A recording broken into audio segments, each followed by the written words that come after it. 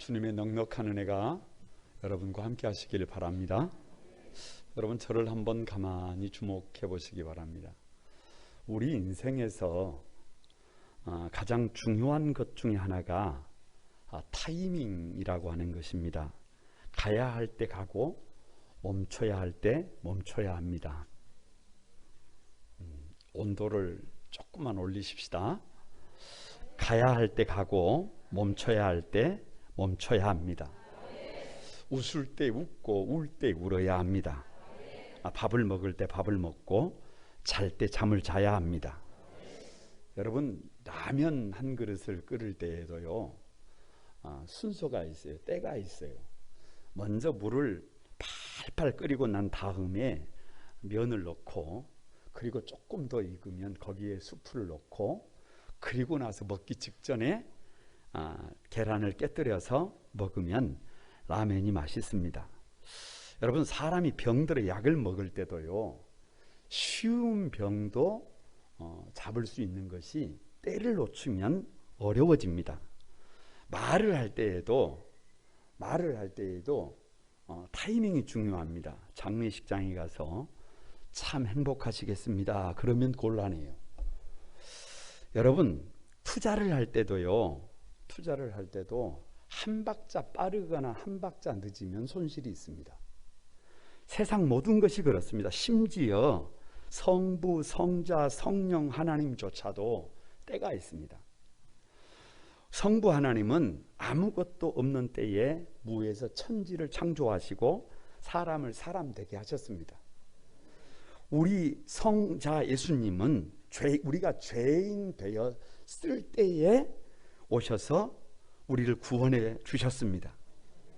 여러분, 성령 하나님은 지금 이 시간 이곳에 오셔서 우리를 감화하고 계신 줄로 믿습니다.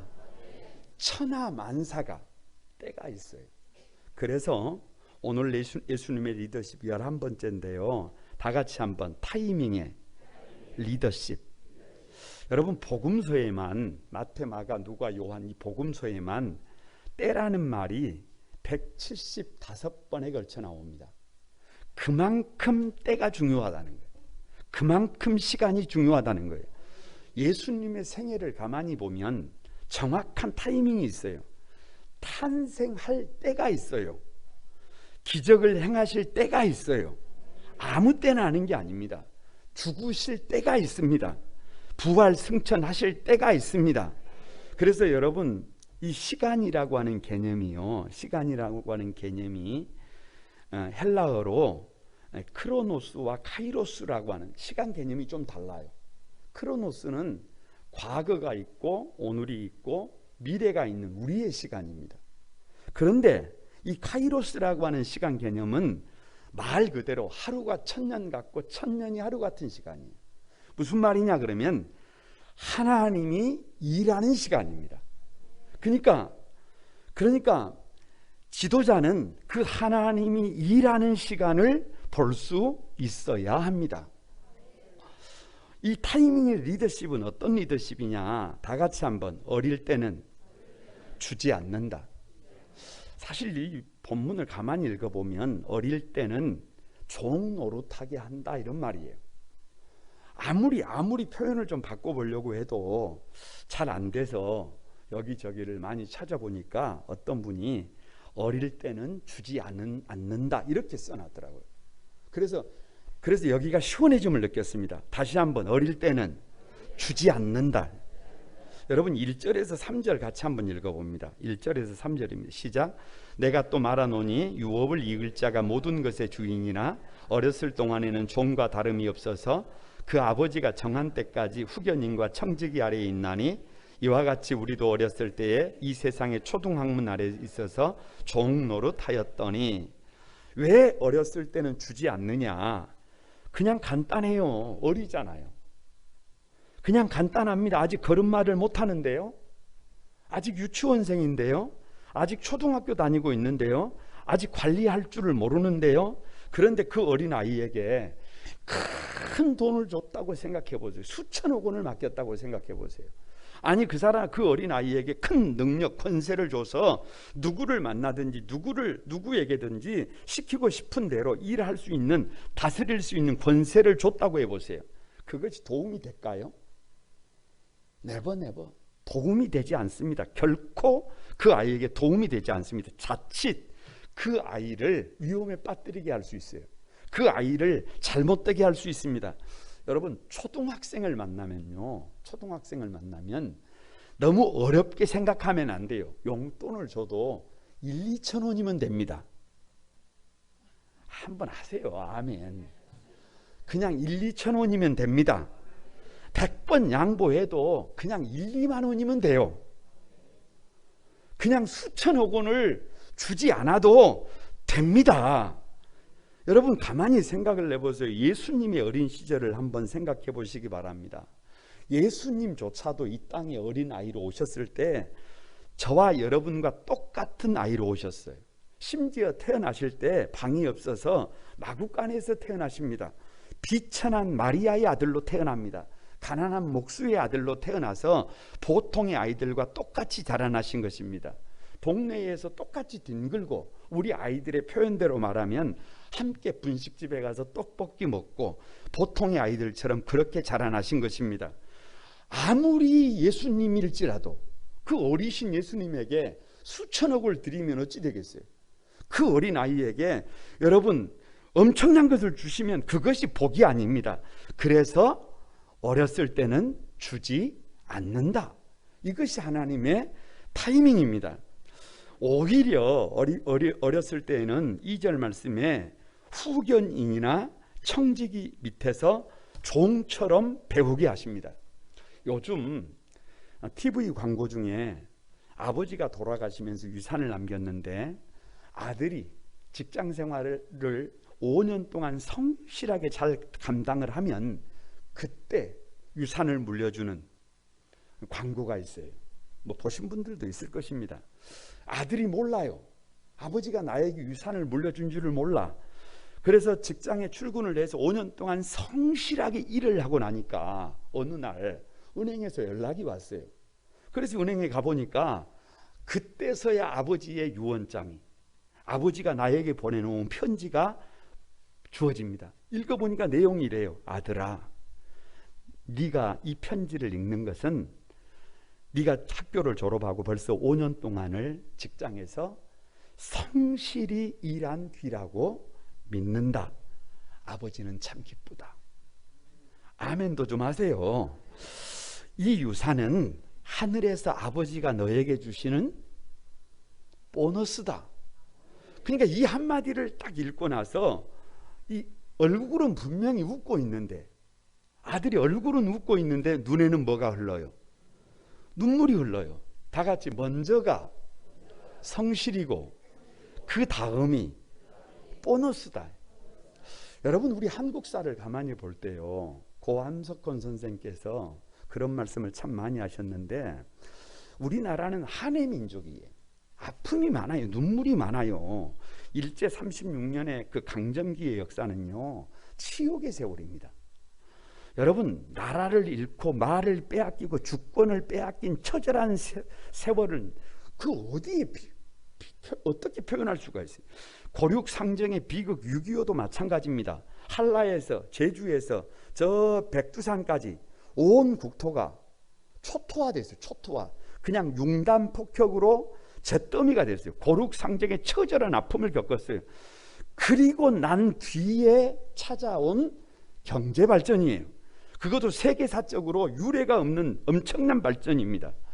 여러분, 우리나라에 사는 사람들은요, 지금도 원망하고 불평하는 것이 많지만 외국에 나가서 한 1-2년만 살면, 아니 외국 여행이라도 한번 다녀오면 다 같이 우리나라 좋은 나라, 감사할 것이 많아요. 다 같이 먼저가 고난이고 그 다음이 복이다. 이게 축복이에요. 이게 축복, 이 순서가 축복이에요. 왜 어렸을 때는 이 세상의 초등학문 아래에 있어서 그 밑에서 종 노릇을 해야 되느냐 그러면, 조금 다르기는 합니다만은 미국에서는 장교를 훈련시킬 때요, 그 장교를 장교가 훈련시키지 않습니다. 하사관들이 훈련을 시킵니다. 계급이 낮은 하사관들이 장교 후배생들을 아주 혹독하게 훈련시킵니다. 말 그대로 죽도록 흔들어 놓습니다. 사병들이 받는 훈련을 똑같이 시키면서 뛰게 하고 기게 하고 구르게 하고 보초서게 하고 똑같이 청소하고 풀 뽑게 만들고 완전히 쫄병 취급합니다. 심지어 말도 심하게 합니다. 그리고 딱 때가 돼서 임관을 하면 자기를 훈련시켰던 사람들이 임관된 장교에게 인사를 하고 자기 자리로 돌아갑니다. 여러분, 그래서 3절에 이와 같이 우리도 어렸을 때는 이 세상의 초등 학문 아래에서 종노릇하였더니라고 하는 거예요. 그런데 장교라고 그런 훈련을 시키지 않으면, 장교가 딱 폼 잡고 아무것도 훈련을 받지 않으면 여러분, 시간이 지나서 결정적인 순간에요, 문제가 됩니다. 장교일수록 오히려 더 제대로 사병들이 받는 훈련을 받아야 합니다. 똑같이 어려움을 겪어봐야 합니다. 매섭게 훈련을 받으면서 심지어 매를 맞으면서 떼굴떼굴 굴르면서 소리를 들어야 합니다. 그래야 사병들의 마음을 이해하게 되고, 그래야 사병들을 지휘할 수 있게 됩니다. 사람이라고 하는 것은요, 꼭 기억해야 해요. 나에게 무슨 특권이 있다고 생각하면 그때부터 급격하게 부패합니다. 그래서 다른 사람을 진짜 우습게 여겨요. 내가 조금 높은 자리에 있다는 생각을 갖게 되면 다른 사람을 우습게 여기는 속성을 가지고 있어요. 거기에 넘어가면 안 됩니다. 다른 사람들의 말도 듣지 않고 자기 고집대로 자기 생각대로 하려고 합니다. 여러분, 이것은 망하는 길이에요. 리더가 될수록, 중요한 직책에 앉을수록 귀를 열어놓고 그 과정을 통해서 철저하게 훈련을 받아야 합니다. 그래야 제대로 된 직임을 감당할 수 있습니다. 여러분, 목회자도 마찬가지예요. 처음에 교회를 개척하면 교회가 금방 부흥할 것 같습니다. 그런데 여러분, 어디 인생이 그렇습니까? 여러분도 결혼을 하고 가정을 꾸리면서 금방 우리 집이 작은 천국이 될 것 같지만 여러분, 첩첩산중이잖아요. 작은 교회를 세우면 여러분, 인격이 뛰어난 성도들보다 오히려 문제가 많은 사람들이 모이는 경우가 많아요. 아니, 폄하하는 것은 절대로 아닙니다. 그런데 그런 경우가 많아요. 한 사람을 세우기가 얼마나 어려운지 모릅니다. 30명 모이기가 쉽지가 않아요. 여러분, 50명을 넘는 건 더 어려워요. 90명, 100명을 넘어서는 것은요, 진짜로 어렵습니다. 그런데 그런 과정이 목회자들에게 꼭 필요해요. 왜냐? 한 영혼이 얼마나 귀한지, 한 사람의 성도가 얼마나 소중한지를 여러분, 마음이 아니고 생각이 아니고 몸으로 느껴야 해요. 몸으로 느껴야 해. 그런 과정들을 통해서 한 영혼을 위하여 기도하고, 한 영혼을 위하여 눈물을 흘리고 세워보려고 몸부림을 치는 과정을 통해서 사실은 누가 세워지는 거예요? 자기가 세워지는 거예요. 자기 그릇이 커지는 것입니다. 그래서 먼저가 가장 기본적인 세상의 초등학문 아래서, 세상의 험한 일 안에서, 고통과 고난 그 아래서, 그래서 여기 초등학문이라고 하는 것은 가장 기초가 되는 것입니다. 그래서 이스라엘 백성들에게는 이것이 율법이고, 그리고 난 뒤에 100% 하나님의 은혜가 주어지는 거예요. 거룩한 꿈한 소망의 가족 여러분, 왜 어렸을 때는 종과 다름없이 주지 않느냐? 예수님일지라도 어렸을 때는 원하는 대로 주지 않으신다는 거예요. 오히려 후견인과 청지기 아래에서 철저히 배우고 또 배우게 하셨다는 거예요. 그래서 어렸을 때는 종 노릇하게 한다는 거예요. 어릴 때는 주지 않는다는 거예요. 이 말을 뒤집으면 저와 여러분이 성장해야 한다는 거예요. 저와 여러분이 성장하면, 저와 여러분이 성숙하면 누가 주시는 거예요? 주님이 때가 되면 하나님의 타이밍에 맞춰서 저와 여러분을 필요한 것들을 공급해 주실 것을 믿습니다. 옆 사람에게 한번 축복합니다. 어렸을 때는 주지 않아야 한다. 하나님의 타이밍에 주신다. 성숙합시다. 때가 될 때까지 더 낮추고 훈련시키시는 그 하나님을 저와 여러분이 경험하게 되기를 바랍니다. 두 번째가요, 타이밍의 리더십은 어떤 리더십이냐 그러면 다 같이 한번, 때가 차야 허락하신다. 때가 차야 하나님이 허락하십니다. 4절과 5절을 여러분 같이 한번 읽어봅니다. 시작. 때가 차매 하나님이 그들을 아들을 보내사 여자에게서 나게 하시고 율법 아래에 나게 하신 것은 율법 아래에 있는 자들을 속량하시고 우리로 아들의 명분을 얻게 하려 하심이라. 어제 집에서 우리 막내 딸이 저에게 몇 가지 질문을 하더라고요. 그런데 그 질문 속에 요즘 많이 쓰는 단어가 뭐예요? 그래요. 그래서 제가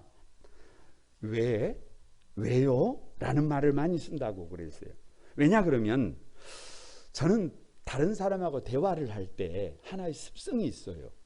그게 무슨 습성이냐 그러면 성경을 읽을 때 끊임없이 왜라고 질문을 합니다. 누가 이번 주 교회를 못 나왔어요. 그러면 전화를 했어요. 목사님 못 나왔어요. 그러면 저는 그걸로 마치는 게 아니에요. 왜요? 라고 물어봅니다. 누가 어디가 아팠어요. 그러면 그냥 아팠어요가 아니라 어디가 아팠냐고 물어봅니다.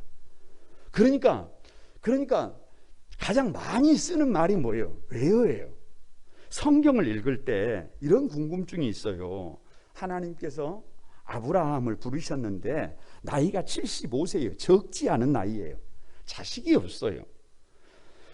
그런데 하나님은 아브라함을 부르시면서 네 자식이 앞으로 하늘의 별처럼 바다의 모래알처럼 많아진대요. 이걸 약속하셨어요. 다른 말로 열국의 아비가 된대요. 그런데 1년이 지나고 2년이 지나고 5년이 지나고 10년이 지났어요. 왜요? 만수예요. 기다릴 만큼 기다렸다 그 말이에요. 그래서 85세가 되었네요. 주시지 않는 거예요. 그래서 사라가 기다리다가 지쳐서 몸종 하갈을 아브라함의 방에 들여보냅니다. 그래서 하갈을 통해서 이스마엘이 태어나요. 이 사건 때문에 13년 동안을 하나님이 침묵합니다. 왜요? 하나님이 화를 내시는 거예요. 하나님께서 아브라함과 사라에게 어떻게 그럴 수 있느냐고 책임을 묻는 거예요. 왜냐? 아들을 하나님께서 주시지 않으실 때는 뭔가가 있어요. 뭔가가 있어. 그 뭔가가 뭐냐? 아직 아브라함이에요. 아브라함. 하나님은 아브라함을 부르실 때 비록 지금은 아브라함이지만 앞으로 너는 열국의 애비가 되어야 한다. 아브라함이 되어야 한다. 그런데 여전히 아브라함이에요. 자기밖에 몰라요. 이기적인 사람입니다.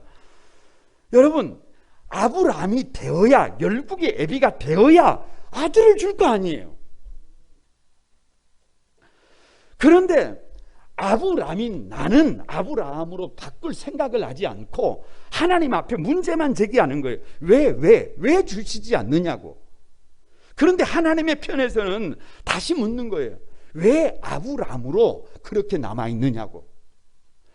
너는 아브라함으로 바뀌어야 한다고. 그래서 아브라함이 될 때까지 아브라함의 마음속에 소원을 어떻게 넣는 거예요? 묶어 놓는 거예요.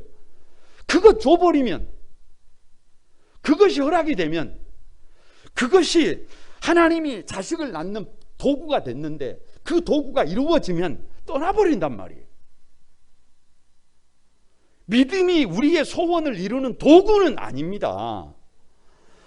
그래서 하나님께서 아브라함 될 때까지 기다리시는 거예요. 그런데 문제는 아브라함이 될 생각은 하지 않고 변칙을 쓰니까 그 변칙에서 나온 이스마엘이 오늘날 세계에 여러분 어찌 보면 고심덩어리가 되어버린 거예요. 그래도 기다려도 아브라함이 아브라함으로 바뀌지 않으니까 하나님이 100세에 찾아와서 네 이름을 아브라함으로 개명해 주시잖아요. 다시는 너를 아브람으로 부르지 마라. 다시는 너밖에 모르는 삶을, 다시는 이기적인 삶을, 다시는 다른 사람은 안중에도 없는 삶은, 그런 삶은 뒤도 돌아보지 마라.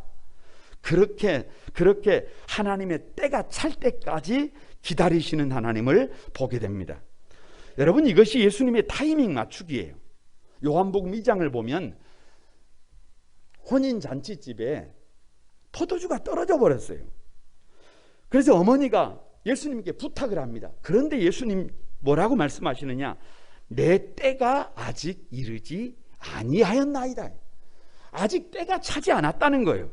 여러분, 요셉이요, 애굽의 노예로 팔려갔다가 나중에는 감옥에까지 갑니다. 참 꼬여도 그렇게 꼬일 수가 없어요. 감옥에 갇혀 있을 때 술 맡은 관원장의 꿈을 해석해주고 관원장이 출소를 했습니다. 나가면서 약속을 했어요. 내가 나가서 너를 자유의 몸이 되게 만들어 주리라. 그런데 세상에 술 맡은 관원장이 출소를 하고 난 뒤에 1년이 지나도 2년이 지나도 감감무소식입니다. 잊어버린 거예요. 그런데 창세기 41장 2절에 보면 만 2년 후에 바로가 꿈을 꾼 즉 이렇게 돼 있어요. 2년이 지나니까, 2년이 되니까 그때서야 바로가 꿈을 꾸는데, 꿈을 꾼 꿈이 무슨 꿈인 줄을 몰라요. 그때 술 맡은 관원장이 요셉을 생각하는 거예요. 그래서 이 일을 계기로 해서 요셉이 국무총리가 됩니다. 그러니까 여러분, 술 맡은 관원장이 나가서 바로 요셉을 데리고 나갔으면, 바로 출소하게 했으면 요셉은 그냥 평범한 사람으로, 여러분, 그냥 그런 사람으로 살아갈 수밖에 없어요. 요한복음 11장에 보면 예수님이 사랑하시는 자가 병이 들었어요. 나사로가 병든 거예요. 그래서 11장 6절에 보면 그 소식을 들었음에도 불구하고 죽게 된다고 하는데 그 계시던 곳에서 이틀을 더 유하십니다. 아니, 사랑하는 나사로가 죽어간다는데 예수님께서 시간 끌기를 해요. 시간 끌기를 해. 그 결과가 뭐냐? 나사로가 죽어요. 나사로가 죽습니다. 그런데 여러분, 오히려 뒤에 가보니까요, 죽은 나사로가 무덤에서 나흘 만에 살아서 걸어 나옵니다. 그래서 그 일을 통해서 하나님께 영광을 돌리게 되고, 믿지 못하던 많은 사람들이 불신해서 믿음으로 돌아오게 되는 것을 믿습니다. 이것이 하나님의 시간 맞추기예요. 타이밍 맞추기예요. 새벽마다 큐티를 하면서요, 지난 주간에는 무익한 종이 핵심이었어요. 무익한 종이. 밭에 가서 할 일을 다 했습니다. 집에 돌아와서 밥도 했습니다. 주인의 시종도 들었습니다. 그런데 무익한 종이래요. 아니, 성경이 우리가 그런 사람이래. 무익한 종이 될 때 비로소 우리 저와 여러분이 생각할 때 내가 무익한 종이 될 때 가정이 세워지고, 무익한 종이 될 때 교회가 세워진대요. 그런데 이번 주간에는 무익한 종 이꼬르 나병 환자예요. 아니, 지난 주간에는 몸뚱아리는 멀쩡했잖아요. 그런데 이번 주간에는 무익한 종인데 세상에 무익한 종일 뿐만 아니라 내가 나병에 걸려 있네요. 그런 나를 한 가정에 남편으로 보내주시고 아버지로 보내주시고, 그런 나를, 나 같은 것을 교회에 담임 목사로 세워주셨네요. 무슨 불평을 해요? 무슨 불평을 해? 무슨 원망을 해요? 누구에게 책임을 돌립니까? 내가 나병 환자인데. 그래서 내가 할 수 있는 일은 그저 최선의 노력을 다하는 거예요. 아니, 감사하는 거예요. 감사하는 거예요. 그 감사가 될 때까지, 찬송이 될 때까지, 정말로 온 몸을 다해서 자기를 던질 때까지 누가 기다리시는 거예요? 주님이 기다리시는 거예요. 이것은 여러분, 성경도 그렇고요, 예수님조차도 그래요. 신구약 성경을 보시기 바랍니다. 구약 성경은 율법이에요. 율법이라고 하는 것은 간단합니다. 뭐뭇 하지 말아라는 거예요. 우상을 섬기지 말라, 그 말은 하나님만 사랑하라는 것이고, 살인하지 말라는 것은 사람을 살리는 삶을 살라는 것이고, 간음하지 말라는 말은 부부가 진짜 사랑하며 살라는 거예요. 할렐루야. 도둑질하지 말라는 말은 성실하게 살라는 말이에요. 그런데 여러분 한번 생각해 보세요. 율법을 모르는 사람이 은혜를 압니까? 엄격하게 율법을 지키는 사람들에게 먼저가 율법이고 그 뒤가 은혜예요. 그 뒤가 은혜. 여러분 구약과 신약 성경을 가만히 보시기 바랍니다. 구약의 하나님은요 결코 호락호락하신 분이 아닙니다. 진노하시는 하나님이, 질투하시는 하나님이, 공의로우신 하나님이, 죄를 가지고는 그분 앞에 설 수가 없어요. 그래서 죄인된 인간으로서 하나님 앞에 나아가는 방법이 있어요, 없어요? 없어요. 그분 앞에 서면 죽는 거예요. 그런데 문제는 그 엄격하신 하나님이 구약 성경에서 여러분 지나가시고 신약으로 넘어오면서 사랑의 주님이 오시잖아요. 그러니까 먼저가 엄격한 하나님이고 그 다음이 모든 것을 용서하시는 주님이에요. 때가 차야 합니다. 때가 차야 해. 거룩한 구만 소망에 사랑하는 가족 여러분, 하나님의 시간 맞추기에 시간 맞추기. 그래서 때가 차야 아브라함이 됩니다. 때가 차야 나밖에 모르던 사람이 다른 사람을 생각하게 됩니다. 때가 차야 하나님의 영광이 드러납니다. 때가 차야 많은 사람들이 예수님을 믿고 때가 차야 하나님의 계획하심이 이루어집니다. 그래서 마음속에 우리 교회가 늘 드렸던 찬양이 하나 있어요. 이런 찬양이에요. 때가 참에 아버지께 신령과 진정으로 예배 드리네. 두 손 들고 같이 한번. 때가 참에 아버지께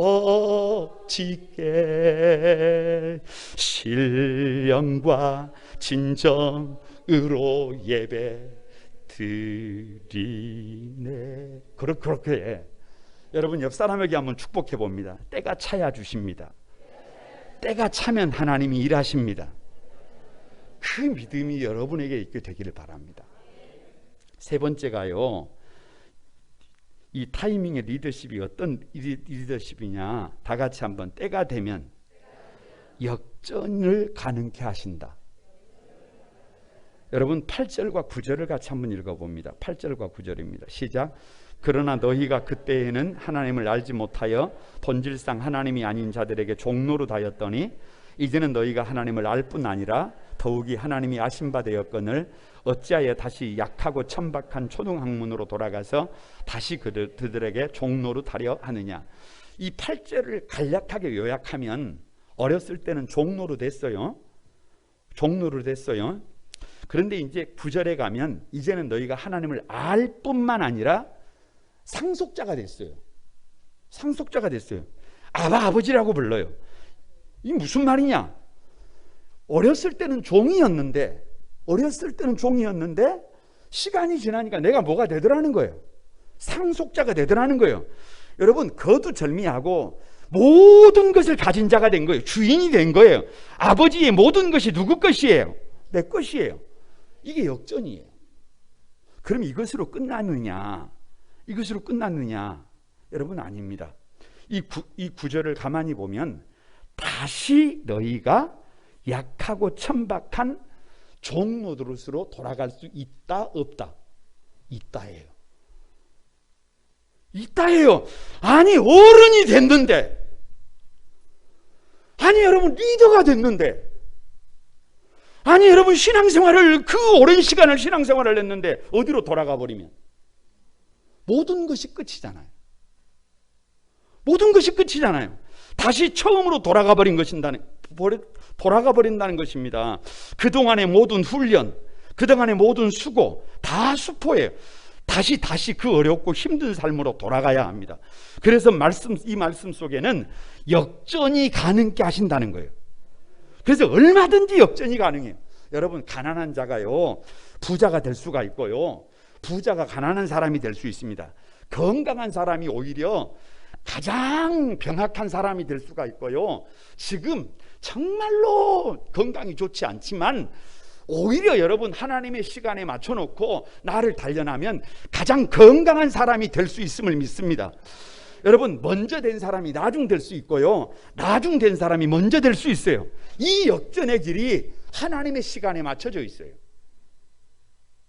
이건 선택의 문제예요.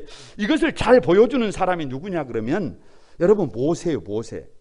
모세는 태어나자마자 악법, 애굽의 악법 때문에 나일강에 던져져야 해서 죽어야 해요. 그런데 어머니가 벽장 속에 감췄어요. 그래서 3개월을 키웠어요. 그 결과 모세는 어디로 가느냐? 궁궐로 들어가서 왕자가 됩니다. 희한한 일이에요. 악법은 사람을 죽이는데 악법이 나를 왕자가 되게 만들어요. 이게 역전이에요. 이게 역전입니다. 태어나자마자 죽어야 하는 처절한 그 악법이 오히려 모세를 애굽의 왕자가 되게 만들더라. 이게 하나님의 놀라운 역전이에요. 여러분, 모세가 왕궁에서 40년을 왕자로 훈련을 받았어요. 최고가 됐어요. 그래서 누군가를 돕고 싶어요. 히브리 사람을 돕다가 애굽 사람을 쳐 죽였어요. 그래서 도망자가 됐습니다. 살인자가 됐습니다.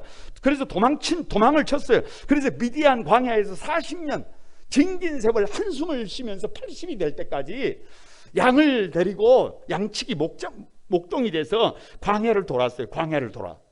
처참한 인생이에요, 여러분.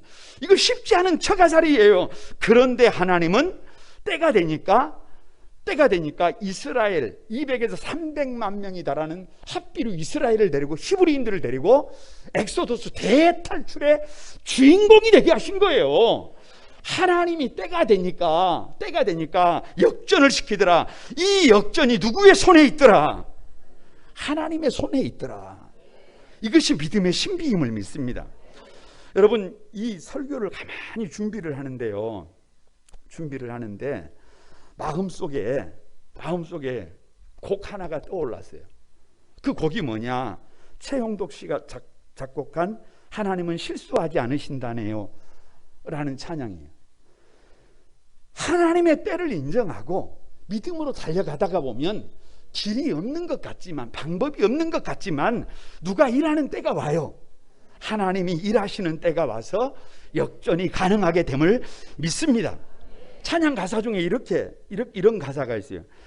내가 걷는 이 길이 혹 굽어도는 수가 있어도, 내 심장이 울렁이고 가슴 아파도, 내 마음 속으로 여전히 기뻐하는 까닭은, 다 같이, 하나님은 실수하지 않으신 밀세. 여러분, 가슴이 울렁일 때가 있다니까요. 왜요? 내 인생이 날마다 이렇게 굽어져요. 왜 이렇게 문제가 많은 거예요? 가슴이 아파요. 그러나 내 마음속으로 여전히 기뻐하는 까닭은, 이런 문제가 있어도, 이런 아픔이 있어도, 이런 눈물이 있어도 그 아픔 뒤에는 하나님의 계획하심이 있다. 반드시 하나님이 그 아픔을, 눈물을 오히려 옥토에 떨어지는 정금으로 바꾸실 때가 있다. 믿음으로 사는 사람들조차도 가끔은 주님 왜 나에게 이런 고통을 주십니까?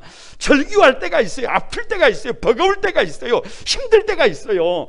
아니, 우리 사랑하는 성도들을 가만히 볼 때도요, 도대체 주님이 왜 우리 성도들의 눈물을 그냥 두십니까? 왜 저렇게 믿음으로 사는 사람들이 아파해야 합니까? 왜 그렇게 못 들은 척 하십니까? 왜 그렇게 못 본 척 하십니까? 도대체 왜 그러십니까? 라고 절규할 때가 있어요. 너무 가슴 아플 때가 있습니다. 잠도 오지 않고 밥맛도 없고, 그래서 한숨만 가득할 때가 있습니다. 그런데요, 때가 되면 하나님이 일하십니다. 때가 차면 하나님께서 역사하시게 됩니다. 그때 가면 그래서 그랬구나. 그래서 눈물을 모른 척하고 계셨구나. 그래서 아파해도 힘들어해도 그냥 아무 말 없이 주님조차도 함께 울고 계셨구나. 그래서 고백하는 말이, 결국에는 하나님은 언제나 옳으시더라는 거예요. 결국은 하나님은 실수하지 않으시더라는 거예요. 결국에는 아브라함을 아브라함으로 만들고 야곱을 이스라엘로 바꿔내주시더라고요. 그래서 역전이 가능하신 것입니다. 우리의 인생을, 저와 여러분의 인생을 주님의 손 위에 올려놓게 되시기를 바랍니다. 거룩한 꿈 한 소망의 가족 여러분, 왜 역전이 가능하느냐고요? 어렸을 때는 그냥 종처럼 살아도 돼요. 여러분, 어렸을 때는요, 너무 잘 나가지 않아도 돼요. 여러분, 너무 젊은 사람들이 그냥 뚜껑 열리는 차 타고 다니고, 너무 젊은 사람들이 좋은 식당에 가서 밥 먹고 그렇게 하지 않아도 돼요. 여러분, 종처럼 아무것도 없이 살아도 됩니다. 그런데 믿음으로 달려가다가 보면 왜 주님이 역전시키신다니까요. 하나님은 실수하지 않는다니까요. 언제든지 반드시 하나님께서는 길을 열어주신다니까요. 그래서 역전의 주인공들이 여러분이 되시기를 바랍니다. 여러분 옆 사람으로 한번 축복합니다. 언제나 하나님의 시간이 되면 역전이 가능하다. 우리 인생을 주님의 손 위에 올려놓자. 말씀을 마칩니다. 꼭 기억하시기 바랍니다. 여러분, 어릴 때는 주지지 않습니다. 장성해야 줍니다. 다 우리의 것입니다. 때가 차면 다 주십니다. 아브라함이 되면 다 우리의 것입니다. 때가 차야 합니다. 하나님의 시간이 되어야 합니다. 가끔은 여러분 희망조차 없고 그 길이 멀지라도 여러분 믿음으로 한 걸음 한 걸음 나가다가 보면 역전은 하나님의 몫입니다. 하나님의 때에 하나님의 방법으로 저와 여러분을 역전시키실 그 하나님을 찬양합니다. 그 역전의 주인공들이 여러분이 되시기를 주님의 이름으로 축복합니다. 우리 같이 한번 찬양 드리면서 기도하겠습니다.